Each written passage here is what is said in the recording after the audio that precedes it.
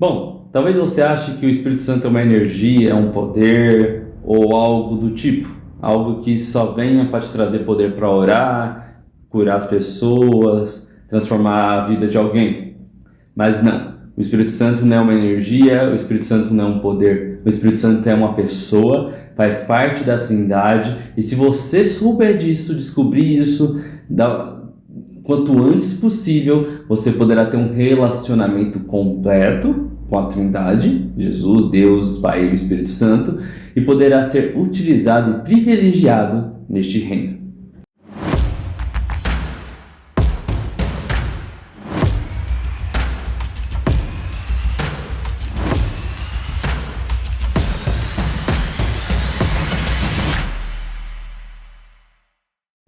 Oi, eu sou o evangelista Fábio e no dia de hoje eu venho trazer para você a primeira parte, a primeira aula de pneumatologia, né? Pneumatologia é o estudo sobre o Espírito Santo. Então, pneumatologia significa o estudo a respeito do Espírito Santo. Pneuma, ela vem de sopro, ar, respiro, pulmão. Então, é o sopro da vida que o Espírito Santo, né, que Deus colocou em mim, você lá em Gênesis, não em mim, você, mas no homem, na criação, né, que hoje eu e você temos também. Então, pneuma é o ar, o Espírito Santo, logia, estudo. Então, estudo sobre o Espírito Santo. Então, a gente vai estudar a atuação, né, a obra e tudo que se diz respeito ao Espírito Santo. Essa disciplina ela é rica em conteúdo e porque se trata da Trindade, né? A gente vai falar, mesmo falando da terceira pessoa da Trindade, que é o Espírito Santo. Por que terceira? Não porque ele é um menor dentro dela, mas porque também em ordem bíblica parece que ele vem depois, mesmo estando desde o início lá, né? Pelo menos na Bíblia mostrando desde a criação, o Espírito de Deus pairava sobre as águas. Bom, então a gente vê Deus criando, Deus montando um povo para ser seu, Jesus descendo à terra para salvar este povo, e depois o Espírito Santo para continuar essa grande obra, fazendo com que a gente lembre de tudo que foi apresentado pelos dois. Então, no Antigo Testamento, a língua hebraica a traduz como ruach, que significa essencialmente vento, hálito e respiração. Então, pneuma seria o vento, o hálito e respiração, porque geralmente o pessoal associa o poder, né, do Espírito Santo ao vento, ao sopro, à respiração, porque quando a gente faz, né, não sei se você já ouviu um leão rugindo, um animal fazendo o seu som, aparentemente parece que a gente está até fazendo o som de falando o nome de Deus, não sei se você já percebeu. Então, até na respiração a gente glorifica a Deus, a gente mostra quanto Deus é grande, porque o Espírito da vida dele está em mim, está em você. No Novo Testamento, escrito em língua grega, a palavra Espírito é pneuma. A raiz pneuma refere-se ao ar, o sufixo ma fala de ação. Então, pneuar, ação do vento, ação do ar, do movimento de doar, de dar alguma coisa, de entregar alguma coisa. Ruach e pneuma são palavras que se referem também ao espírito humano. Então, além de se dar ao Espírito de Deus, né, o Espírito Santo, também refere-se ao Espírito, o nosso Espírito que há dentro de mim e de você. Hoje a gente vai tratar sobre a pessoa do Espírito Santo. No estudo da teologia sistemática, sempre começamos com uma análise de Deus. Teologia, estudo de Deus, do ser supremo, seus atributos e sua obra no planejamento, na criação e no cuidado do que existe. Depois a gente pula para a cristologia, que é o estudo sobre Cristo. Aí tem gente que faz ramatologia, que é o estudo sobre o pecado, está chegando no Espírito Santo, que é o que vai nos levar a entender que somos pecadores e que nós necessitamos, precisamos muitíssimo do nosso Senhor Jesus Cristo para que nós possamos ter novamente um relacionamento com Deus. Para compreendermos melhor a personalidade do Deus Espírito Santo e de suma importância, compreendermos melhor as palavras gregas em João, a gente vai ler 14:26, 15:26 e 16:13, né? Você pode ler João 14:26, João 15:26 e 16:13. Lá nós vemos que o antecedente do masculino, equeivos, uma palavra masculina para aquela pessoa, é uma palavra neutra para espírito. Assim o argumento persiste. O espírito é uma pessoa, uma abordagem mais frutífera e é a primeira vez uma pergunta que quase ninguém faz. Como nós sabemos que o Pai é uma pessoa e quanto ao Filho? Bom, lá nesses textos que eu mencionei, Jesus ele vai citar que o Espírito Santo é o advogado, que ele é o consolador. Vamos ler o texto? João 14.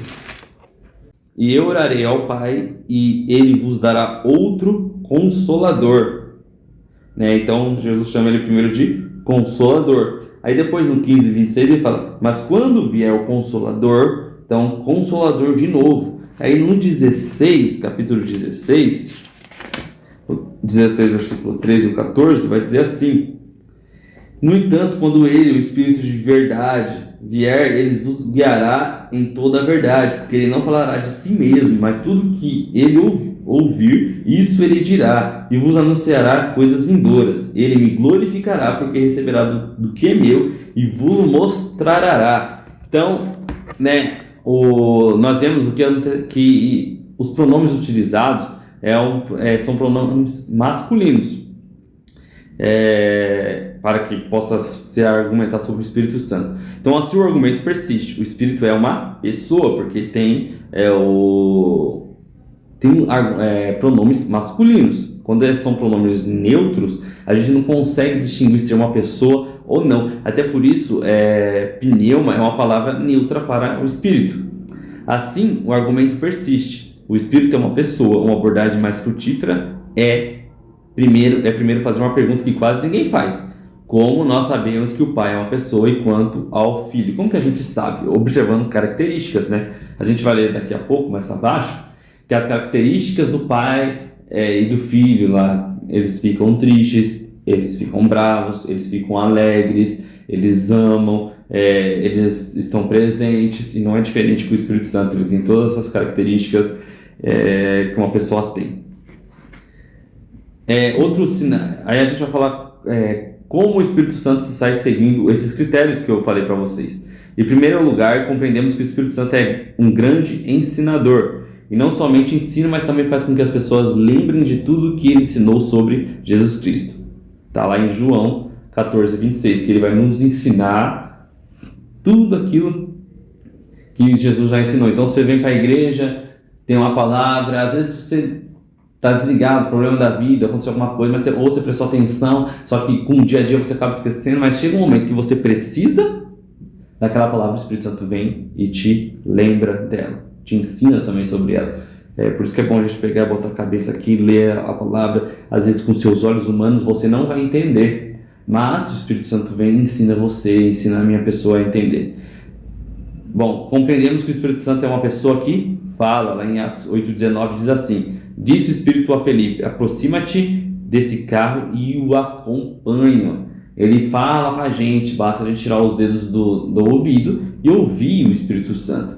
O outro sinal explícito de que o Espírito Santo é pessoal é porque ele toma decisões. Lá em Atos 15:28 diz assim: na verdade, pareceu bem ao Espírito e a nós não vos impor mais encargo algum, senão essas coisas necessárias.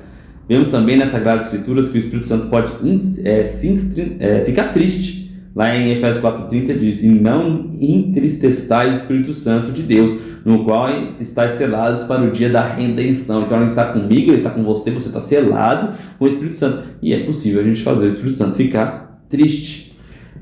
O Espírito Santo pode proibir até mesmo evitar discursos e planos humanos. Está em Atos 16:6-7. E passando pela Frígia e pela província da Galácia, foram impedidos pelo Espírito Santo de anunciar a palavra na Ásia. E quando chegaram à Mísia, intentavam ir para a Bitínia, mas o Espírito de Jesus não o permitiu.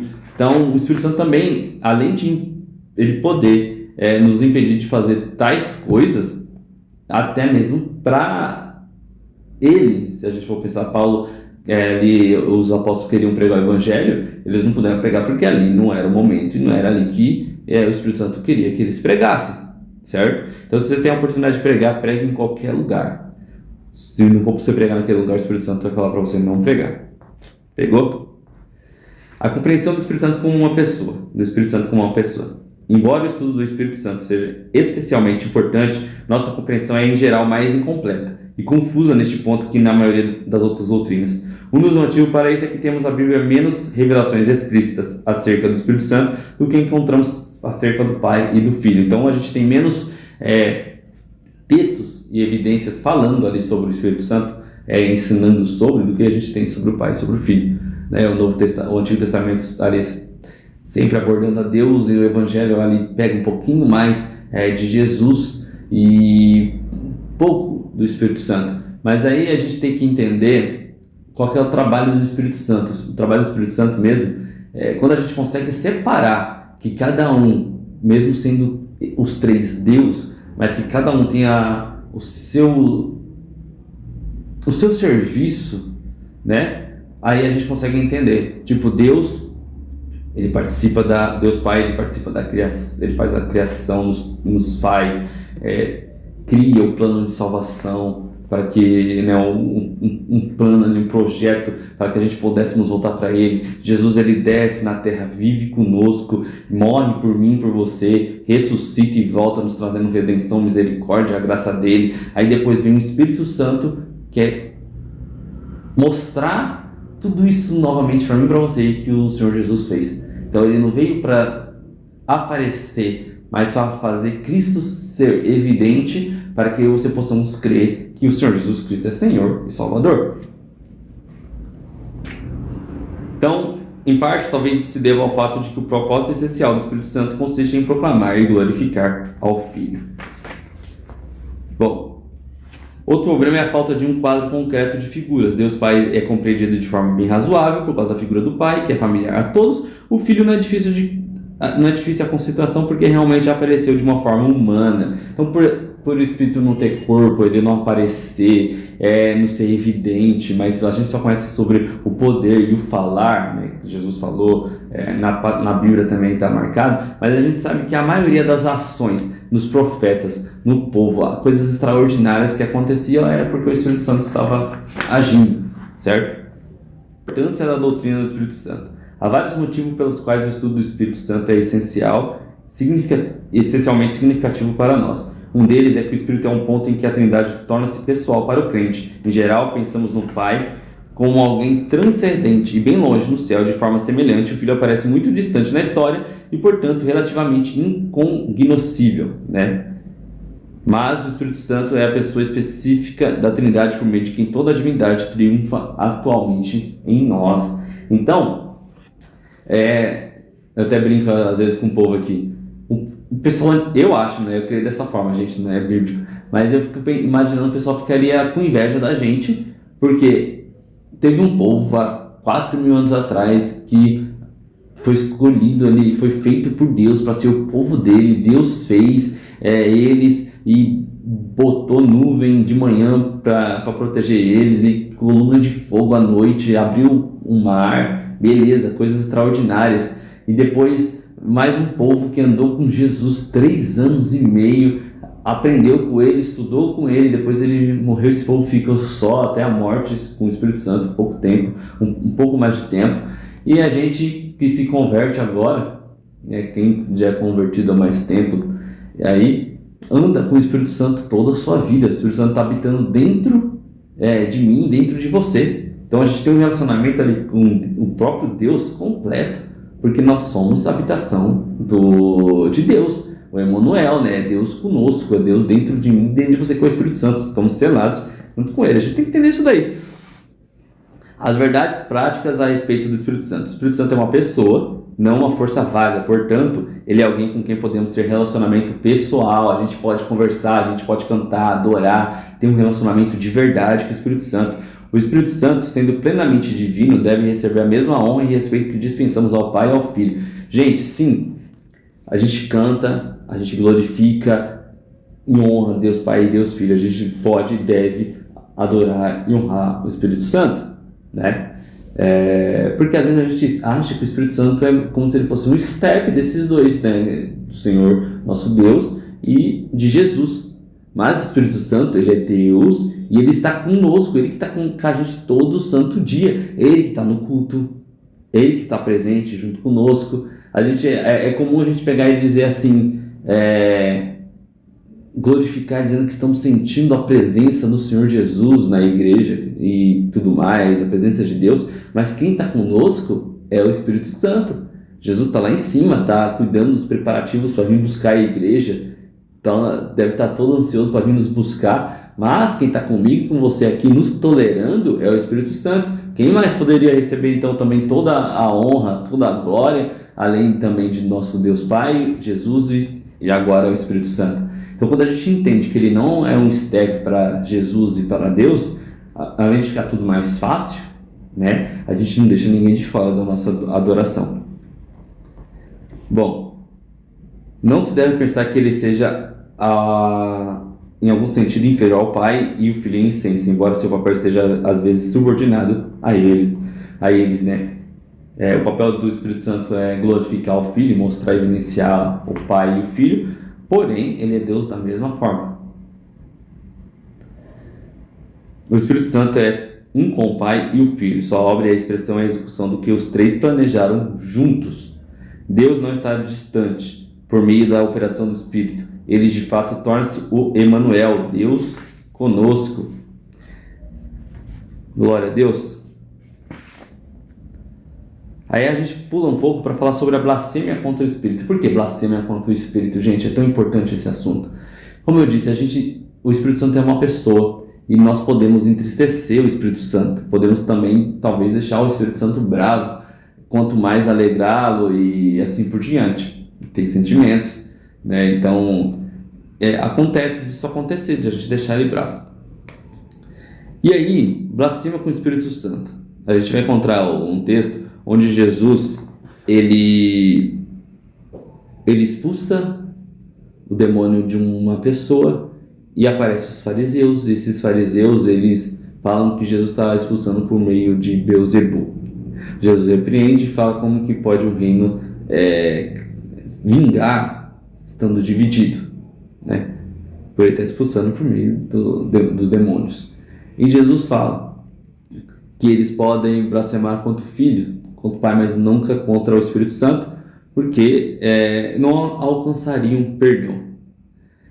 Bom, a gente classifica isso como iniquidade, assim, porque eles rejeitam tudo quanto Cristo representava, os fariseus. A consciência de tais pessoas normalmente ela está cauterizada. Então os fariseus naquele momento, eles já estavam com a mente cauterizada. Para chegar neste ponto de blasfemar contra o Espírito Santo, é realmente de uma pessoa que está com a mente fechada, os olhos fechados, a mente turbinada, cauterizada, já tudo com concreto, ela não consegue entender nada mais entra na cabeça dela. Dito isso, é importante frisar que quem comete tal ato, é muito provável que ele já tenha sido cristão, ou pelo menos conhecido a palavra. Porque Deus realmente não leva o tempo da nossa ignorância. Às vezes a gente fala alguma coisa antes de estar junto com Ele, que a gente não tem consciência sobre aquilo. Então, quando chegamos nele, somos perdoados, nós obtivemos consciência sobre tais atos. E aqui, os fariseus tinham consciência sobre isso, certo? Então, uma pessoa que blasfêmia, ela já conhece o Pai, ela já conhece o Filho, conhece o Espírito Santo, sabe como que ele trabalha. O problema, geralmente, quando um cristão, um antigo cristão blasfema, é porque ele está decepcionado com alguma coisa, ou com alguém, com Deus, com Jesus, seja lá quem for, com alguém da igreja, com pessoas.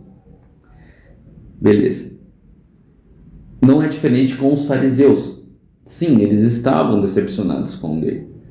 Havia um homem que estava aparecendo naquele local que se declarava ser o Messias, se declarava ser Deus.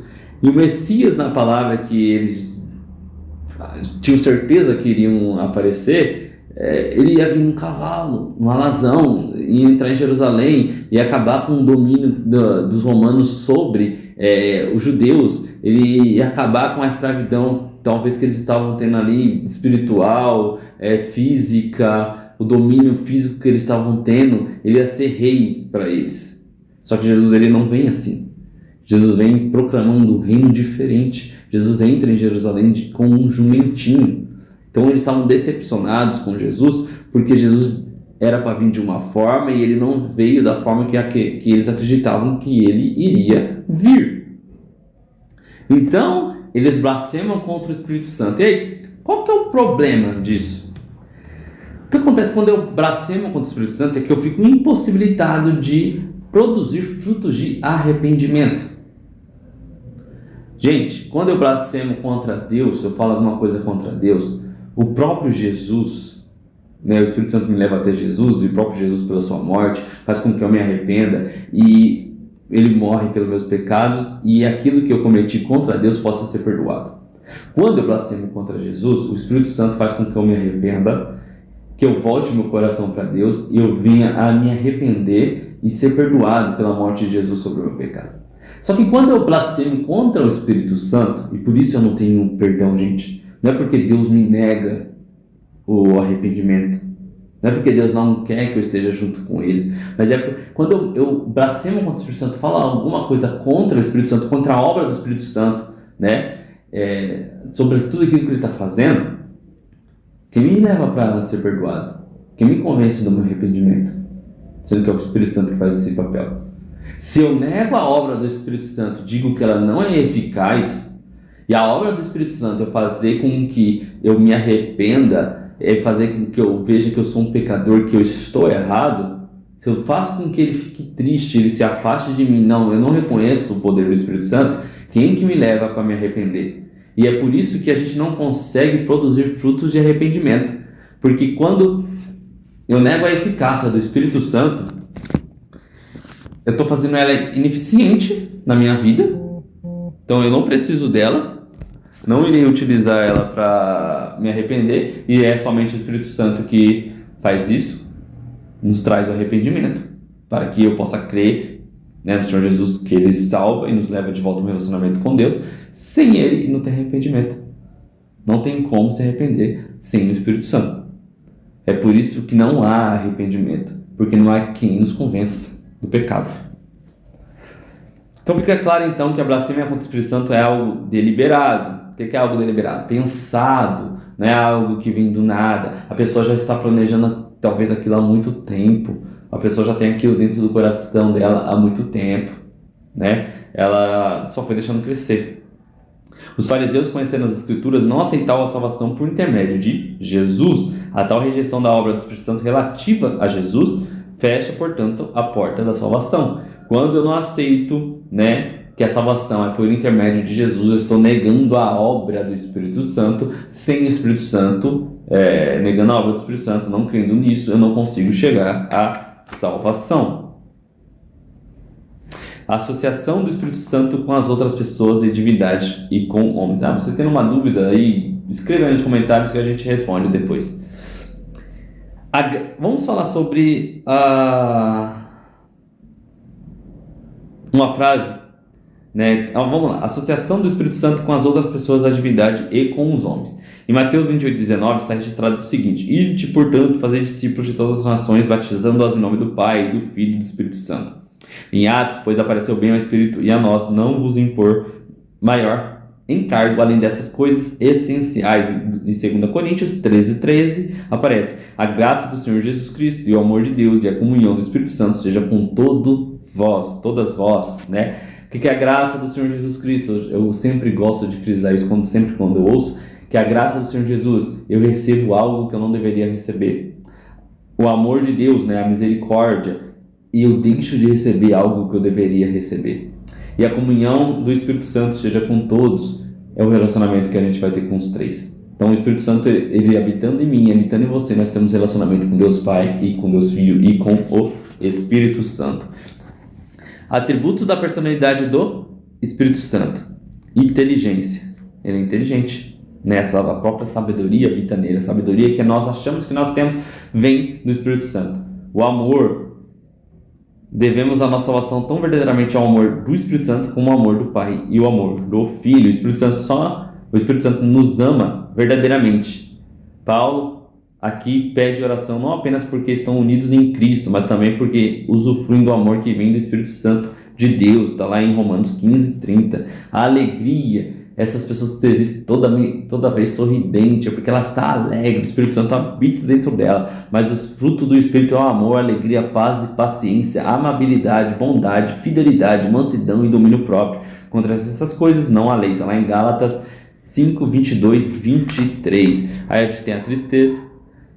E não entristeçais o Espírito Santo, no qual fostes selados para o dia da redenção. Então ele pode ficar triste por algo que eu e você cometemos, sim. Atividades pessoais que o Espírito Santo exerce. Ele perscruta as profundezas de Deus, mas Deus nos revelou pelo Espírito, porque o Espírito a todas as coisas perscruta, até mesmo as profundezas de Deus. Está lá em 1 Coríntios 2:10. Ele sabe de tudo, tendo um íntimo do próprio Deus. Ele fala, quem tem ouvidos ouça o que o Espírito diz à igreja, Apocalipse 2:7.